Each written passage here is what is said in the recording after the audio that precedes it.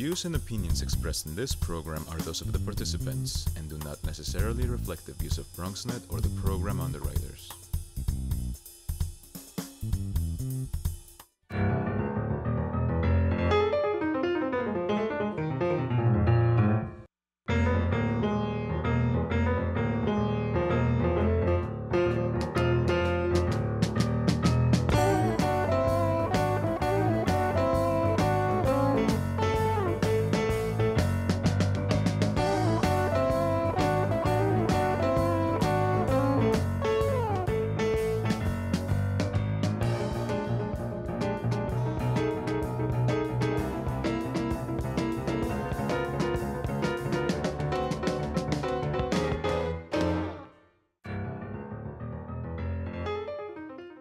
Good evening and welcome to BronxTalk.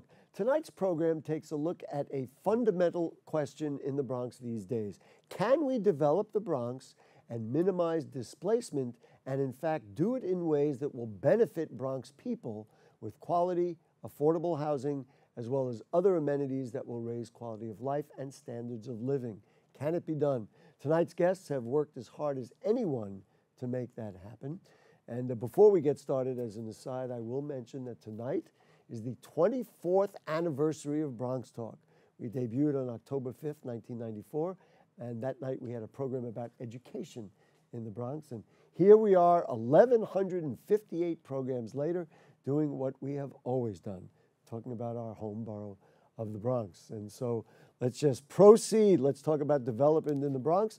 What does it take to do it right? Please join me in welcoming the Associate Principal of Magnusson Architecture and Planning, Mr. Christopher Jones. Mr. Jones, thank you. Thank you, and congrats on the 24 years. Thank you very much. We're just going to keep going, man. We never stop. And from The Bridge, an organization that brings a range of support to people who are most vulnerable, including in the creation of supportive housing. It is the Chief Executive Officer, Susan Wiviott. Nice to have you with us, ma'am. Thank you for having me. Let's start with you, Mr. Jones. We were just talking beforehand about the need to develop the Bronx and do it in ways that Bronx people will benefit as opposed to outsiders.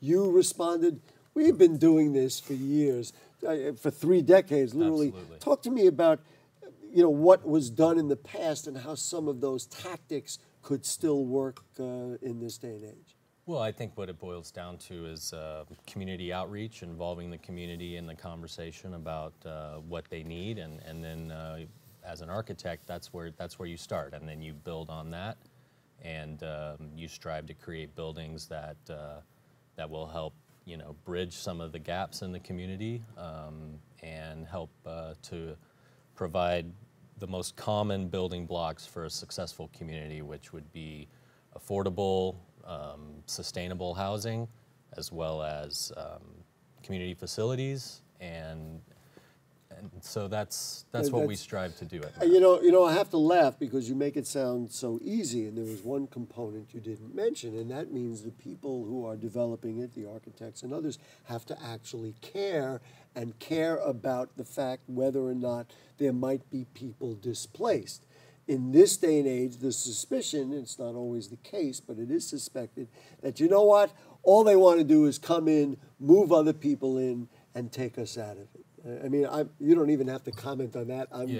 It's out there, and that is what we hear from many advocates in the Bronx. What are the kinds of things you need to do, aside from finding out, then how difficult is it to create housing that is quality housing that can be paid for by people maybe with not a lot of money?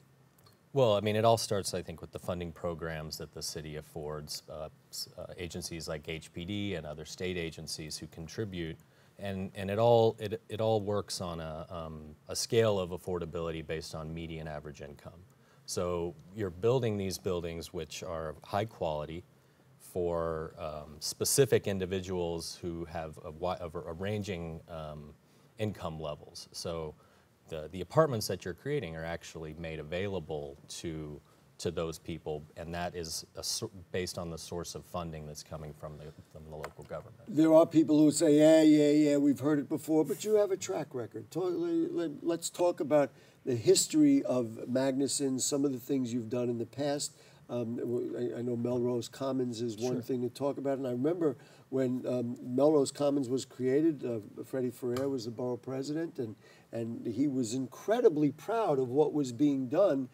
There weren't calls of, oh, you're gentrifying the neighborhood. There were calls of, wow, you've created something with the community. Talk to me about that model. You were rebuilding the neighborhood at that point because... and I think we may have some models to show, so we're going to let the folks just show that as we talk along. So Magnusson Architecture and Planning was established in the mid-80s.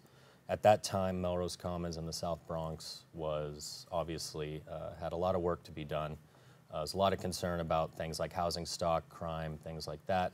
So what MAP did, Magnusson Architecture and Planning, sorry, what we did was we worked with local organization called Nos Quedamos, which translates to We Stay. We Stay, right? sure. So everyone was very interested and had a very passionate, vested interest in helping rebuild the South Bronx and Melrose Commons in particular. Mm-hmm. So the founding partners at Magnusson Architecture and Planning got their hands dirty in with the same people who were living here and really helped to come up with design solutions for the community planning perspective that they were able to get support for from the local government and then slowly start to rebuild over the course of the next 15, 20 years. And I guess the idea was to replace existing housing with better housing. And this goes back to what I was saying at the outset, that if you do that, then you're empowering people in a better way as opposed to potentially displacing them. Let's bring Ms. Wiviott into the conversation. Nowadays, when anybody, and I've seen all the development plans, when anybody develops any housing in the Bronx right now, there is always a requirement to have some community facilities, in some cases supportive facilities. Talk to me about the need for that, and then let's talk about how it's possible to actually convince developers and architects and others to plan for that sort of thing. Well, I think thinking about the housing and how you can afford to build it is very similar to what Chris was just talking about. There's a whole stream of funding sources that help us develop and build housing. Most of our population is chronically homeless and mentally ill. So the project that we worked on with Chris recently, we had 6 different funding sources from the city and the state. Which one was that? That was Melrose, or Melrose Avenue. The Melrose Supportive Project. Exactly. And we have 58 people who were formerly chronically homeless living in that. Well, we have 53 right now, but we will have 58 when we're full. A number of those people, I think we had a number of those people have come from Bronx shelters or Bronx safe havens. Mm-hmm. So they're actually longtime Bronx residents who happen to be living in shelters or some of them from the streets, actually. So we are providing housing to people that need it. I think everybody who looks at the shelter system in New York right now really understands how desperate that situation Exploded it is, yeah. And I think we do it in a way that blends in with the community and works closely with the community. Many of our projects now, we have a new project that's being developed at 3500 Park Avenue, and that will have... Which is Park and where? It's near, you're gonna trip me up on that. I'm sorry. I'm not a Bronx resident, as you pointed out before, but it's off of Jerome Avenue. It's right near there, and it will have 46 units of affordable housing in addition to the 69 units of supported housing. So we'll have apartments that will be affordable to community residents, and it will have, essentially, we fill our community housing units through a lottery. The need for supportive housing, I'm guessing, is a lot greater than the number of units that are being built. Absolutely. I think people throw around numbers like 25 or 30,000 units of housing that are needed. I think there's plans right now to build 15,000 between the city and the state. But I think, when you think about building a building with 50 or even 100 units, you realize how much work has to be done to get to the thousands of units they're talking about. That we need. Both of you mentioned when I asked about how is it possible to get it done, you mentioned whether they be grants or other sources of funding. How secure are those sources of funding? Certainly we've heard that there will be cutbacks on the federal side. I don't know if the monies you're talking about are federal monies. Do you feel confident that it's going to be possible to continue to build and develop these kinds of buildings, or is there some concern, gee, if we lose that funding, people like Chris are not going to be able to do what they got to do? I think in the near term, because most of the capital funding is city and state funding, we do utilize low-income housing tax credits, and I think although the program itself survived because of the federal government's tax cuts, the value of the tax credits has gone down, and I think people are beginning to see how that's going to impact the financing. What it basically means is the city and the state have to come up with more money. Mm-hmm. So it will have an impact, but I think there's, on both the city and the state level, there's so much will to build this housing that I do think that those sources are pretty secure for the time being. Mm-hmm. Mr. Jones, let's talk a little bit about the notion of not only building the housing to replace existing. I mentioned that earlier, that they were substandard structures, sure. And you replace them with standard structures that were that help communities do better. Is it possible to build some market rate into those buildings so that people with a little more money can come in and frankly spend the money? I mean, I'm looking to build the Bronx, improve the economic status of people in the Bronx, spend money in stores, get a little better types of stores if more people have money, and do that again without getting throwing Bronx people to the wayside. Yeah, it absolutely is, and it is possible. Yeah, and we've had several projects that integrate some market rate units within an affordable housing program. Mm-hmm. And as I mentioned, with the average median income that are the tenants are, you're going from a 40, 60, 80%. So you're approaching a market rate income level with some of those higher percentages of the median income. Mm-hmm. So with that, you are, and if I can back up and just talk sure. a little bit about the commercial aspect. Sure, please do.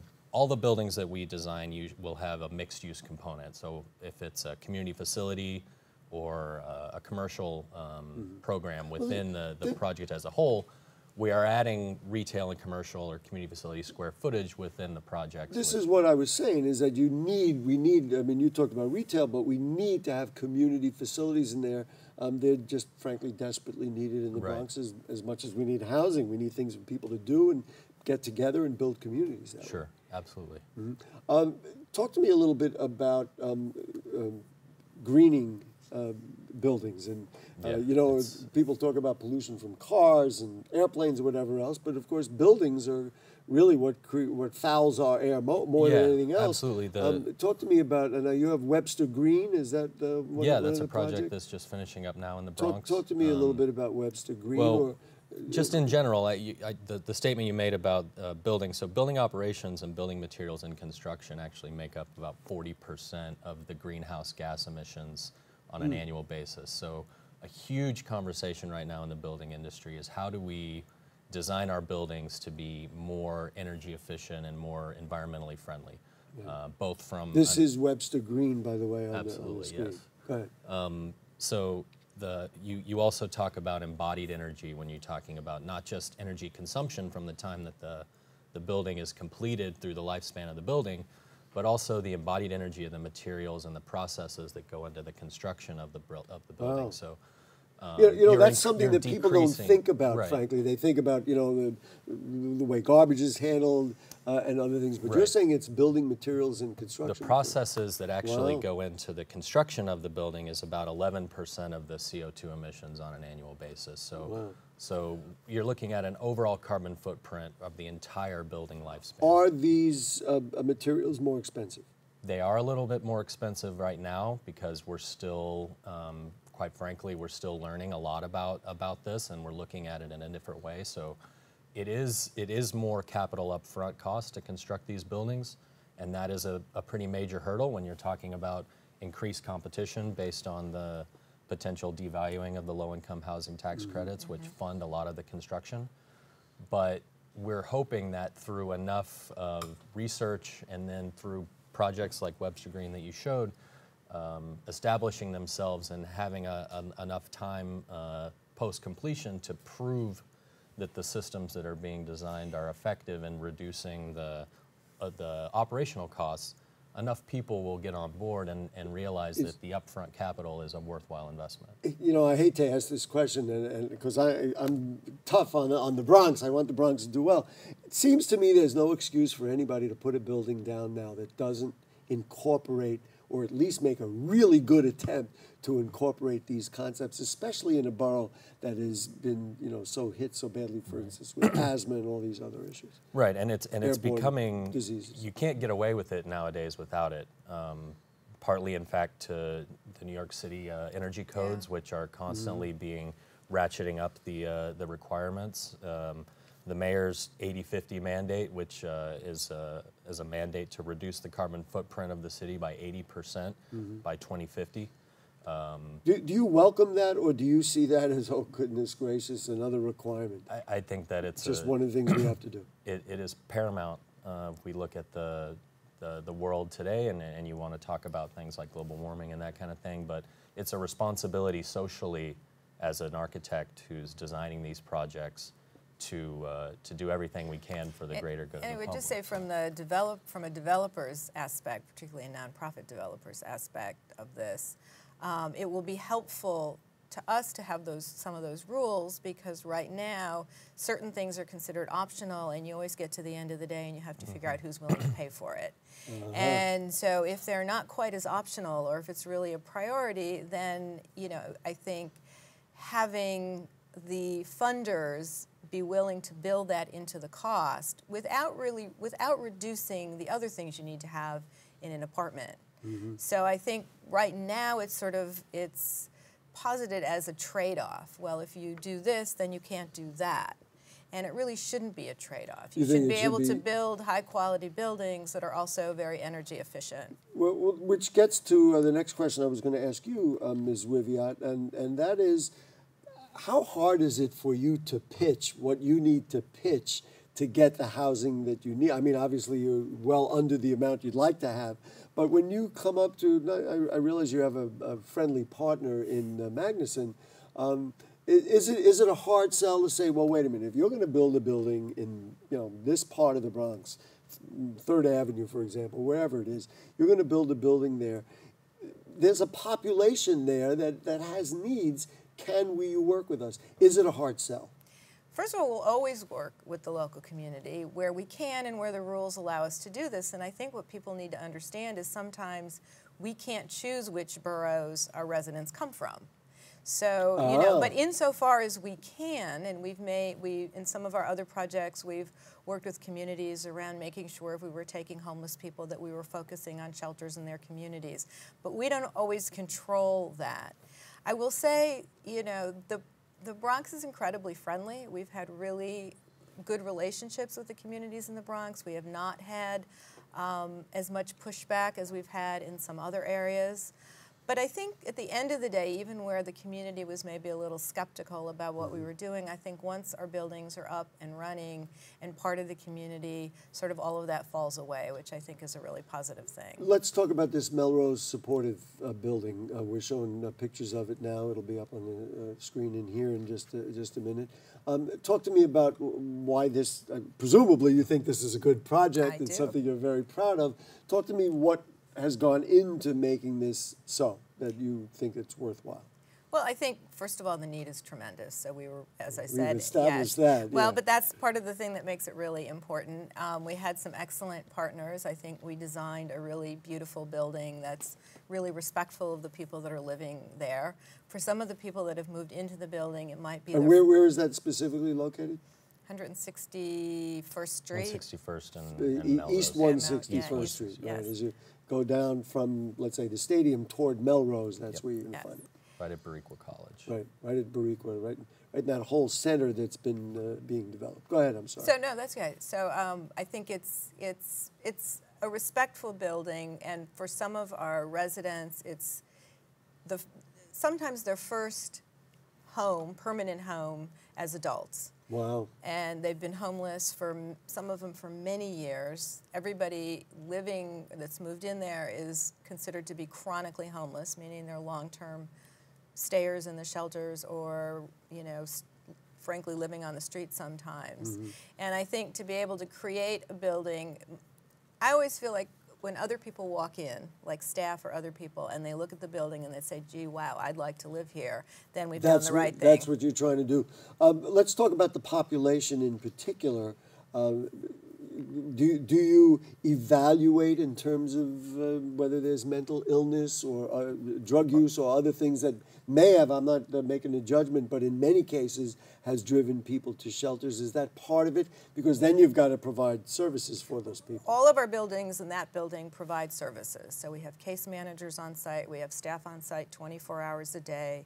So it is a sort of, from our perspective, a fully staffed building with services, and then we work with the residents to link them to other kinds of treatment services if they need them.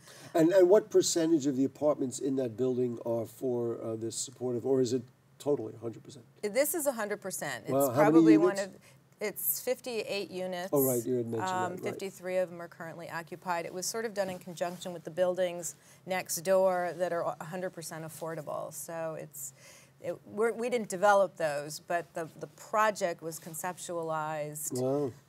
When it was city-owned land, and the project was conceptualized as being a standalone site for us, but in conjunction with the surrounding buildings, which are affordable. When you hear about a building like this, do you want to get involved? Does it complicate the issue, or you say, you know what, I'd like to just build a building, we'll make it green, but I would rather not deal with this? Or is this part of the conforming to the neighborhood that you need to do? I don't think that really enters into it for us. I mean, it's a nice story, and we appreciate the clients and the organizations like the Bridge that do this kind of work. But when you approach a new building like this as an architect, you know, you're able to kind of separate that out, and it's not. In other words, not make a judgment about it. Absolutely. Say, okay, this is what we've got to figure out. So Right. you design it and you figure approach it it out. from a scientific perspective, and you work with the client to make sure you're providing a building that satisfies their needs, and then it's but the fact that you're helping out a real need in the community does definitely. I mean, it's a nice story at the end of the day. Talk to me, we're almost out of time. Talk to me about the 3rd Avenue corridor. That's another project that you worked on. Sure. Well, that goes back to the Melrose Commons master plan. So Right. a lot of our projects back probably in the last 20 years, we're helping fill out that Melrose Commons urban renewal area, and at least 6 or 7 of them are right along the 3rd Avenue corridor, working south from Grand Concourse up to Anything different about those to talk about, or this all falls into the same It's all, process? you know, those were, sorry, those were some of the original buildings that we worked with the Nos Canamos master plan. And you view those, looking back now, that method, that process works now today. We would do it. It working does, with communities. right. That was very strongly based in community. I'm going to ask each of you the same question to start wrapping it up. So, Mr. Jones, when you look at what's next, and you say, is there a plot of land you're looking at? Is there a place you're looking at? Do you wait to hear from someone like the Bridge and say, hey, we got this, we want to, or do you go out and say, well, you know, let's try to find what? You tell me what you're looking at for the future. Well, we're looking at continuing what we've been doing and building on our ability to design these extremely efficient, extremely sustainable projects, and as far as where conform to community needs. I'm going to emphasize that. That's the overarching Sorry, I'm goal that stuck on that, continues. folks. But in terms of where the land comes from, you know, we take all the land we can get. If there's small little sites that haven't been gobbled up, and we can have a creative solution to help solve or help contribute to a community need in the process, then those are the ones we'll work on. And I want to mention this specifically for people who are watching, who are part of so many different development organizations or community organizations, and I hear it all the time. Hey, you know what we need in this neighborhood? Magnusson would be good people to call, because you're going to listen to what they say. right? I mean, Absolutely. that's the bottom line. And for you, Miss Wiviott, what's next? I mean, you know, you give us something, and the people get a summary of what you really want to see happen in the future. Well, we are looking to develop more housing. I think that it's very difficult to envision people moving on with their lives without housing. Well, but It's an it is an understatement. It does seem so obvious, but it doesn't always happen. I think all of our buildings going forward will be mixed use, meaning we will have supported units and affordable units. That's what the city and state want, and I think it makes a lot of sense. We will continue to work with the community to meet the needs of the community in ways that we can. And we hope to have a lot more projects in the Bronx. We have a lot of friends in the Bronx. Well, now you've made even more of them. Talk about some of the other things you do aside from housing. You provide other kinds of support services. We do. We Give have. me a chance. By the way, it's bridgeny.org. Thank you. I appreciate that. Well, we want people to check you out. In addition to housing, provide a lot of clinical services. We have actually in the Bronx 3 ACT teams, which are intensive wraparound service teams for say ACT? ACT, ACT. ACT, okay. It's an acronym that provide intensive services for people living in the community who have not really succeeded with traditional services. In Manhattan, although many Bronx residents use it, we have an outpatient mental health clinic, a day program, substance abuse treatment programs, care coordination, lots of things to help people. You know, just to go back to our original point, have you always, I mean, you've always done those things. Did then you added the housing component because I'm just guessing, because you said, you know what, we can't do those things because these people need housing, and unless we get involved, they're not going to get the housing. Exactly. Wow. See how we figured it out. Anyway, Chris Jones from Magnusson, thank you so much. From MAP. My pleasure. There you go. Magnusson Associates and Magnusson Architecture. Architects and Planning. Thank you so much for doing that work. Absolutely. And as you continue to build quality housing, we want to know about it here on BronxNet, on BronxTalk. Absolutely. And thank you, Ms. Wiviott, and everything you're doing to help people of the Bronx who really need it. We appreciate your time tonight. Folks, that leads me to you. If you have further questions or comments on anything you heard on tonight's show or anything going on in the Bronx, email them to us at BronxTalk@BronxNet.org. You can send us a tweet at BronxTalk or post them on our Facebook page, and then we try to put them on the air during a future edition of the program. Check out our archives at BronxNet.org. You'll find BronxTalk by following the Watch menu on the BronxNet website. Happy anniversary to BronxTalk, 24 years. We just keep rolling right along. Thanks to our producer, who's Helen Greenberg, our director, Nicholas Marrero, the cast of thousands here, and the many thousands of viewers. We'll see you next week. Good night.